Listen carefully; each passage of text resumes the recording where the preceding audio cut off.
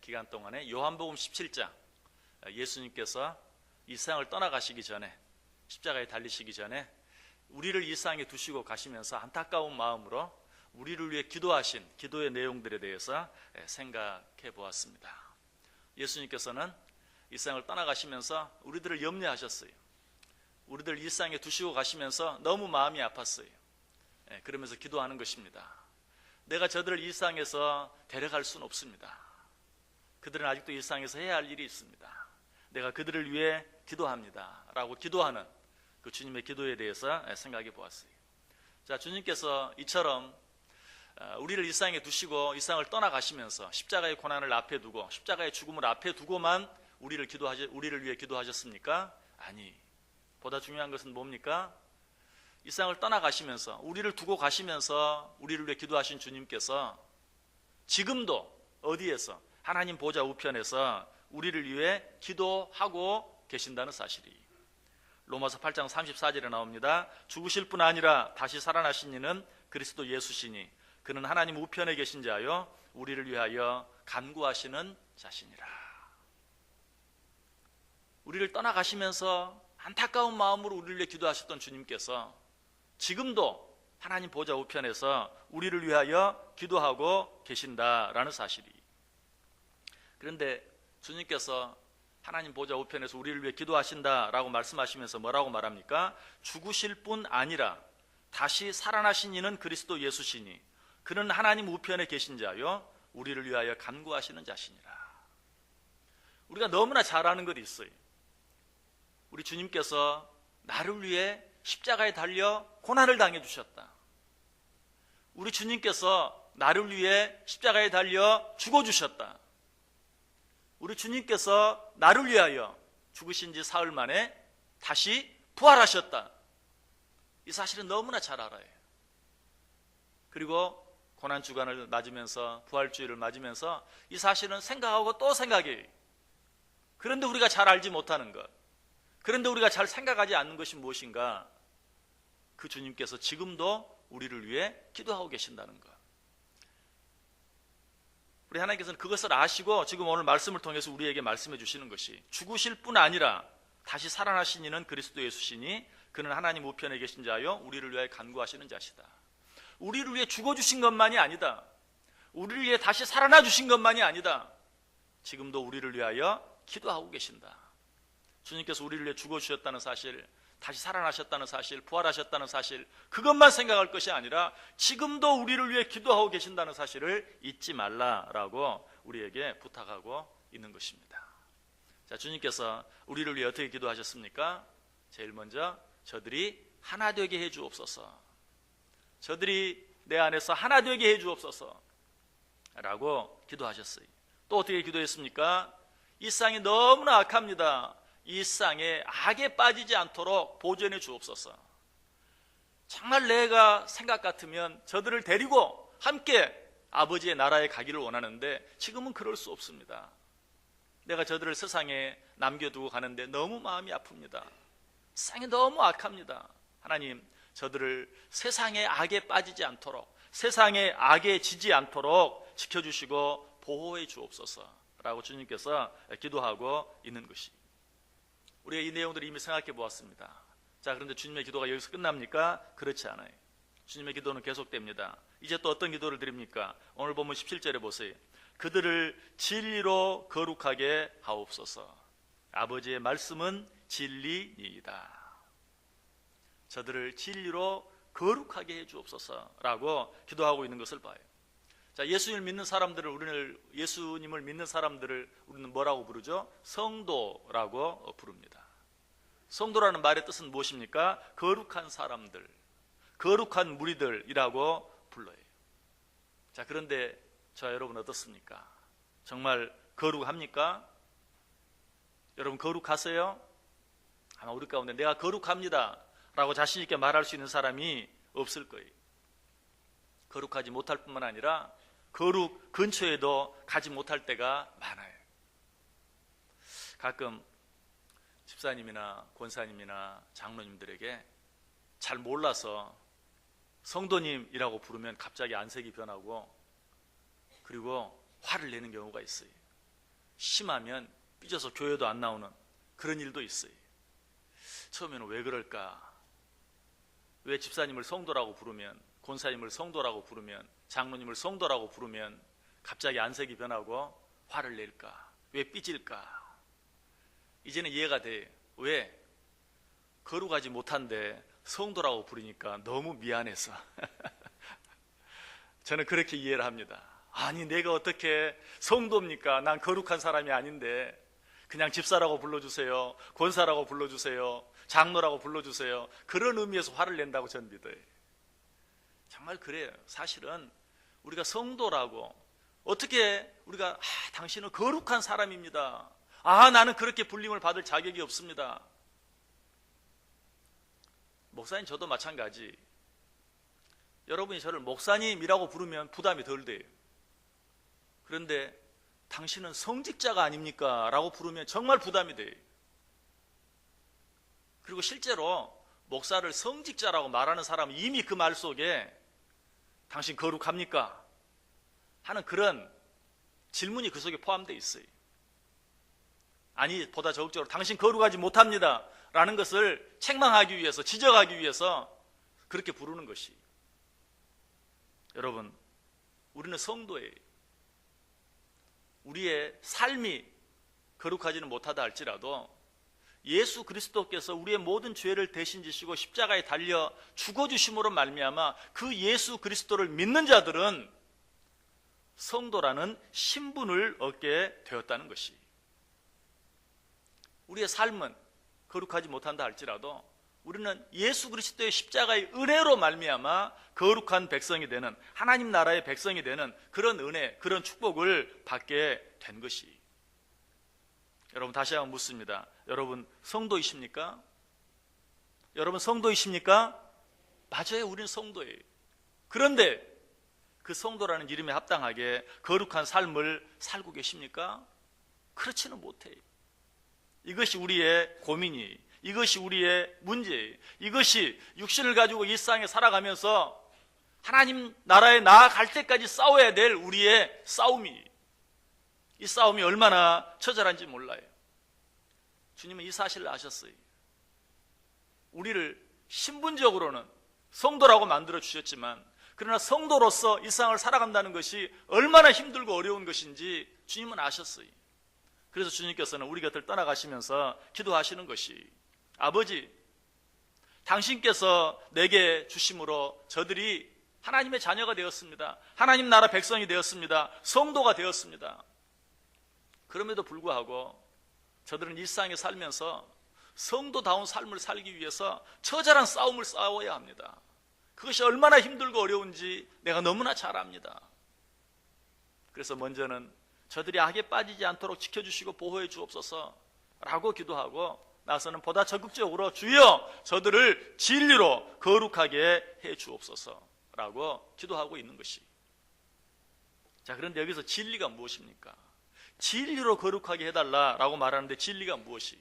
17절 말씀 다시 보세요. 그들을 진리로 거룩하게 하옵소서. 아버지의 말씀은 진리니이다. 진리는 다른 것이 아니라 아버지의 말씀, 하나님의 말씀이 곧 진리라고 이야기하고 있어요. 아버지여, 진리로 저들을 거룩하게 해주옵소서라고 말하고 있어요. 여러분, 우리는 오직 하나님의 말씀으로만 거룩하게 될 수 있어요. 우리들이 왜 거룩한 삶을 살지 못합니까? 왜 성도라는 이름만 갖고 그 성도의 이름에 걸맞는 거룩한 삶을 살지 못합니까? 하나님의 말씀대로 살지 않기 때문에 그래요. 하나님의 말씀 붙잡고 살지 않기 때문에 그래요. 성도라는 이름을 가지고 있으면서도 내 안에 하나님의 말씀이 가득 차 있는 것이 아니라 세상의 지식, 세상의 경험, 세상 사람들의 상식, 세상의 논리, 세상의 이성, 세상 사람들의 소신으로만 가득 차 있기 때문에, 성도라는 이름은 같지만 세상 사람들이 가지고 있는 그런 세상적인 지식이나 이성이나 경험이나 그런 것들만 가지고 살기 때문에 우리가 성도라는 이름을 가지고 있으면서도 성도답게 거룩하게 살지 못하는 것이. 일상에서 가장 무서운 것이 있다면 어리석은 사람이 소신이 있는 것이, 어리석은 사람이 소신 있게 사는 것이, 그처럼 무서운 게 없어요. 여러분, 우리는 하나님의 말씀으로 우리의 소신을 죽일 수 있어야 돼요. 여러분, 그것이 신앙생활이에요. 신앙생활은 다른 게 아니, 하나님의 말씀으로 세상의 지식을 죽이기도 하고, 하나님의 말씀으로 세상적인 경험을 죽이기도 하고, 하나님의 말씀으로 세상적인 이성이나 논리나 소신까지도 죽일 수 있는, 이것은 세상적인 지식이나 경험이나 이성이나 논리가 다 잘못됐다는 거 아니, 그것들이 하나님의 말씀과 맞지 아니할 때, 그것들이 하나님의 말씀과 다를 때는 세상 사람들이 아무리 귀하게 여기는 것이라 할지라도 그런 것들을 하나님의 말씀으로 누를 줄 아는, 그렇게 할 때만 우리는 이 세상을 살아가면서 거룩하게 살아갈 수 있다는 것이, 성도는 세상적인 지식이나 경험으로 세상을 사는 사람들이 아니, 세상적인 논리나 이성으로 사는 사람들이 아니, 인간적인 자신감이나 소신으로 세상을 사는 자들이 아니, 무엇으로 사는 자들입니까? 하나님의 말씀으로 자신의 지식과 자신의 경험과 자신의 모든 소신까지도 누르며 다스리며 사는 자들이, 하나님의 말씀으로 내 소신을 다스릴 때, 하나님의 말씀으로 세상적인 모든 것들을 누르며 살아갈 때 비로소 거룩한 사람이 될 수 있어요. 하나님의 말씀 앞에서는 세상적인 지식으로 그것을 따지지도 아니하고, 그것을 자기의 어떤 이성이나 경험의 자로 재지도 아니하고, 더더욱 자기의 소신으로 하나님의 말씀을 누르지도 아니하고, 하나님의 말씀이기에 그 말씀대로 순종하는 삶을 살아가는 것, 이것이 거룩하게 살아갈 수 있는 유일한 비결이다.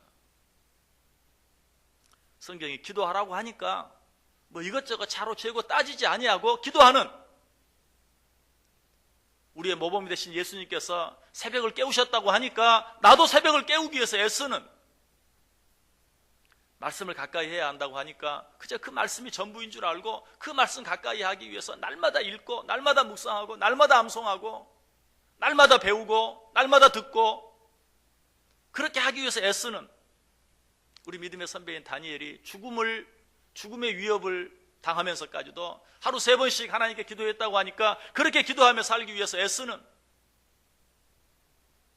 오른밤을 때리면 왼밤도 돌려대라고 하니까 도무지 그럴 수 없지만, 그렇게 하는 것이 너무 억울하지만 그럼에도 불구하고 오른밤을 돌려대주는, 속옷을 달라 하는 자에게 겉옷까지 내주라고 하니까 속옷 뺏기는 것도 억울한데 하나님께서 말씀하시니까 따지지 아니하고 겉옷까지도 내어줄 줄 아는, 이런 신앙의 태도, 이런 신앙의 자세, 이런 삶이 있을 때만, 하나님의 말씀을 하나님의 말씀으로 받아들일 때만, 하나님의 말씀이라면 그 앞에서는 내 지식도 내 이성도 내 경험도 모든 것까지도 다 내려놓을 수 있을 때만 비로소 우리는 성도다운 그런 삶, 아니 그런 흉내라도 낼 수 있다는 사실이, 우리의 삶을 한번 생각해 보세요. 내가 과연 그러한 삶을 살고 있는가?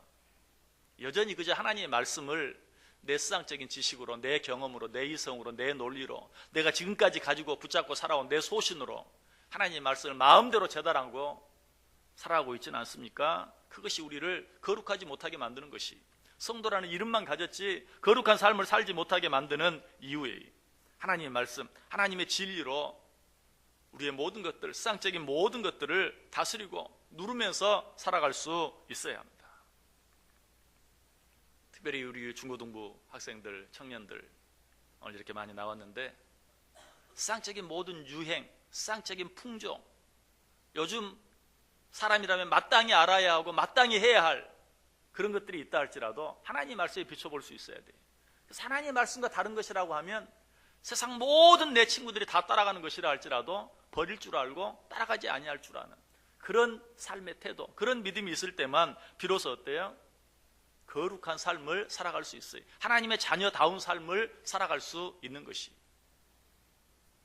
우리가 귀가 아프게 많이 들었지만 우리 젊은 사람들은 컴퓨터나 요즘은 특별히 핸드폰 때문에 너무나 많은 것들을 빼앗기며 살아갈 때가 많아요. 우리의 시간을 빼앗길 때가 많이 있고, 또 그것으로 말미암아 우리의 그나마 너무나 작은 우리의 거룩함까지도 빼앗겨 버릴 때가 많이 있어요. 그런 것들은 참 우리가 삶을 살아가면서 참 유용한 도구예요. 요즘은 없어서는 안 될 것들이에요. 그러나 그런 것들 때문에 내가 혹시 빼앗기는 것은 없는지 한번 생각해 봐야 돼요. 손해나는 것은 없는지 생각해 봐야 돼요. 요즘은 우리 젊은 사람들이 핸드폰 때문에 서로가 서로를 사랑하고 연애하는 그런 시간까지도 빼앗기고, 요즘은 한 가지 참 진풍경이 있어요. 남녀가 같이 앉아서 서로 대화를 나누면서도 서로 얼굴을 쳐다보질 않아요. 핸드폰만 보고 있지. 둘 다 핸드폰만 보면서 이야기도 하고 무엇도 하고 만나기도 하고, 어떻게 보면 좀 안타까워요. 이건 하나의 예예요.